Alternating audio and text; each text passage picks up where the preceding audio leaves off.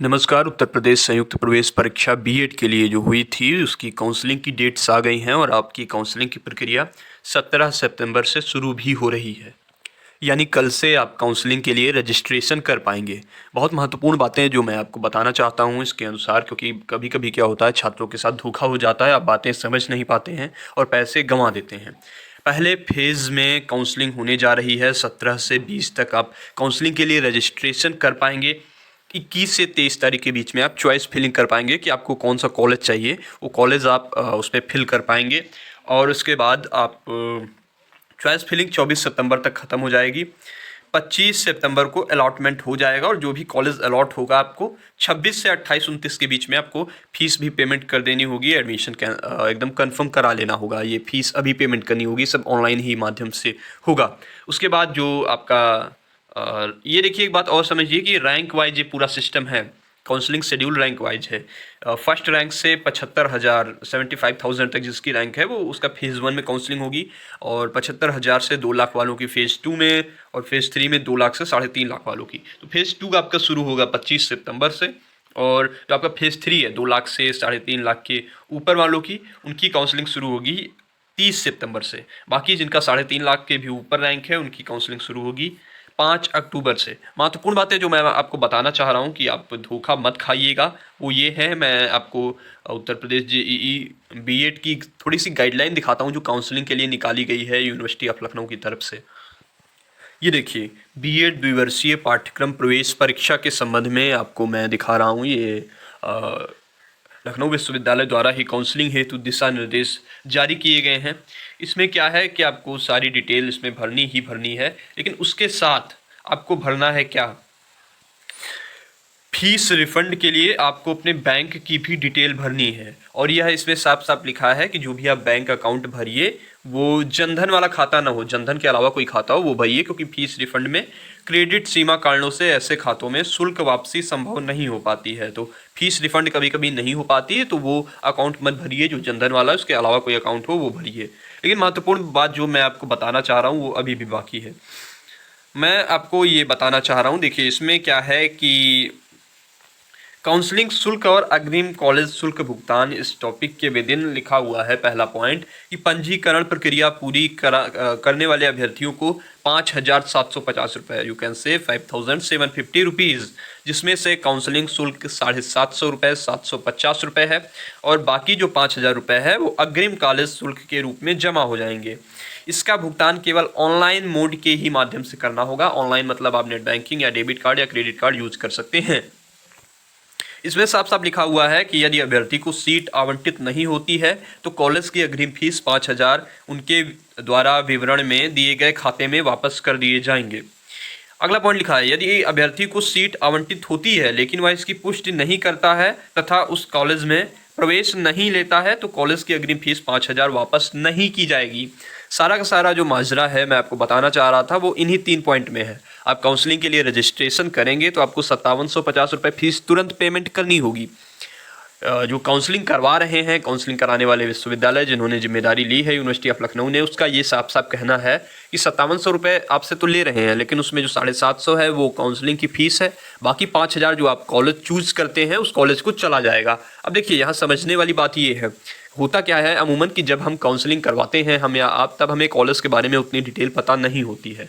हम करते क्या हैं कि यह सोचते हैं कि कोई ना कोई कॉलेज मिल ही जाए। इसके चक्कर में बहुत सारे कॉलेजेस हम पहले ही राउंड में लॉक कर देते हैं। लॉक क्या, उसमें चॉइस फिल में बहुत सारे कॉलेजेस भर देते हैं। इवन हमें गवर्नमेंट और प्राइवेट कॉलेजेस के बारे में भी पता नहीं रहता तो हम प्राइवेट भी भर देते हैं, गवर्नमेंट भी भर देते हैं। कुल मिला के बहुत सारे कॉलेजेस हम उसमें फिल कर देते हैं।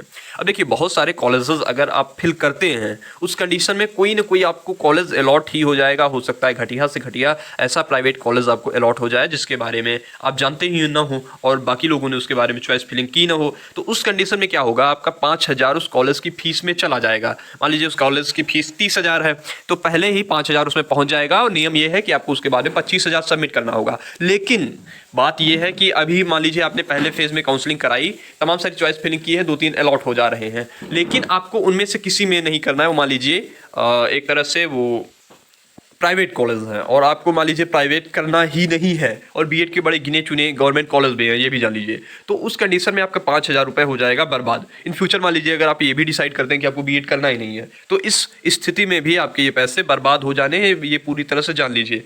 होता क्या है कि अगर आप अलग अलग यूनिवर्सिटीज़ में है बीएड कर रहे हैं तो माइग्रेशन करवाना भी इतना आसान नहीं है। एक कॉलेज से दूसरे कॉलेज में वो ट्रांसफ़र भी नहीं होगा। फॉर एग्जांपल आप रहते किसी और शहर में हैं, आप उसमें कॉलेज किसी और शहर का फिल कर दे रहे हैं। आप अभी तो ये सोच रहे हैं कि चलो कर लेंगे, लेकिन बाद में स्थितियाँ अगर ऐसी बन रही हैं कि आप सोच रहे होंगे कि अपने आसपास वाला ही कोई कॉलेज ले लें। अगर आपको प्राइवेट ही करना है तो बहुत दूर का कॉलेज लेने से क्या मतलब है। तो इस स्थितियों में बहुत सारी चीज़ें होती हैं जो आप काउंसलिंग के समय नहीं सोचते हैं, आप कॉलेज चॉइस फिलिंग करते समय नहीं सोचते हैं। तो ओवरऑल मैं ये आपको कहना चाह रहा हूँ कि कॉलेज चॉइस फिल सिर्फ और सिर्फ वही कॉलेज करिएगा जो गवर्नमेंट हो, जो आपको पक्का हो कि लेना ही है। या तो गवर्नमेंट हो या आप अपने लोकेशन को प्रायोरिटी दीजिए जो आपके घर के पास हो। आप अगर उसको चूज कर रहे हैं तो बहुत अच्छी बात है, लेकिन अगर आपको पता नहीं कि आप कौन सा कॉलेज चूज कर रहे हैं तब बिल्कुल मत करिए।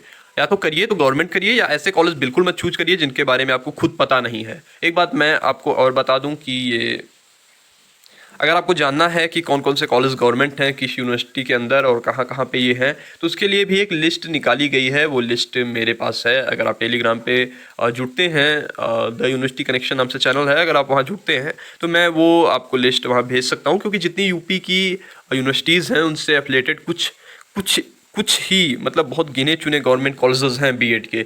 तो मैं बार बार वो कह रहा हूँ कि वो चूज करिए। फिजूल में 50 या 10, 20, 15 या 30, 40 कॉलेज चूज करने से कोई फ़ायदा नहीं है अभी। तो आप सिर्फ और सिर्फ गवर्नमेंट कॉलेज चूज़ करिए। और प्राइवेट कॉलेज क्योंकि वैसे भी आप एडमिशन जाके वहाँ ले सकते हो। अगर आप अपने ये दिखाओगे, अगर आप दिखा रहे हो उसका कार्ड, तो उसके अकॉर्डिंग आप उसमें भी एडमिशन ले सकते हो, उसमें कोई बड़ी बात नहीं है। लेकिन अगर आप प्राइवेट कॉलेज भी अगर आपको लेना है और आप अभी सेलेक्ट कर लेंगे at the time of counselling, तो आपको उसमें नुकसान होगा। आपके 5,000 रुपये वापस नहीं मिलने हैं। सिर्फ और सिर्फ अगर आप गवर्नमेंट चूज़ कर रहे हैं तो आपका पैसा वापस हो जाएगा। अगर आपको कोई कॉलेज नहीं मिला और आपको अगर मिल जा रहा है तब तो सबसे बढ़िया बात है, गवर्नमेंट कॉलेज आपको मिल ही जा रहा है। अगर आपको गवर्नमेंट कॉलेजेस की लिस्ट चाहिए तो वो मैं प्रोवाइड करा सकता हूँ। द यूनिवर्सिटी कनेक्शन के टेलीग्राम चैनल पे वो मैं भेज दे रहा हूँ। लगभग हर यूनिवर्सिटी का उसमें है कि कौन कौन से उसके कॉलेजेस गवर्नमेंट हैं, तो आप वो देख लीजिए। उसके अकॉर्डिंग ही मैं बार बार कह रहा हूँ कि उसके अकॉर्डिंग ही आप क्या करिए कि ये चॉइस फिलिंग करिएगा, वरना आपके 5,000 रुपये चले जाएंगे। पिछली बार लखनऊ यूनिवर्सिटी के काउंसलिंग में तमाम सारे छात्र हमसे कह रहे थे, क्वेश्चन कर रहे थे, उनके पैसे ऐसे बर्बाद हो गए थे। लास्ट ईयर शायद 3,000 रुपये इसकी फीस थी। तो इसी के चक्कर में आपसे बार बार कह रहा हूँ कि ये बेवकूफ़ी मत करिएगा। अगर आपको करना होगा तभी आप ऐसे चॉइस फिल करिएगा, जैसे प्राइवेट है बहुत ज़्यादा चॉइस, तभी फिल करिएगा, वरना 5,000 रुपये आपके दांव पे लग जाएंगे। द यूनिवर्सिटी कनेक्शन पर बीएड से जुड़ी जानकारी, उत्तर प्रदेश की हर यूनिवर्सिटी से संबंधित जानकारी हम आप तक मुहैया कराने का प्रयास करते हैं और आगे भी करते रहेंगे। तो इसके लिए स्टे ट्यून रहिए। The university connection. धन्यवाद, नमस्कार।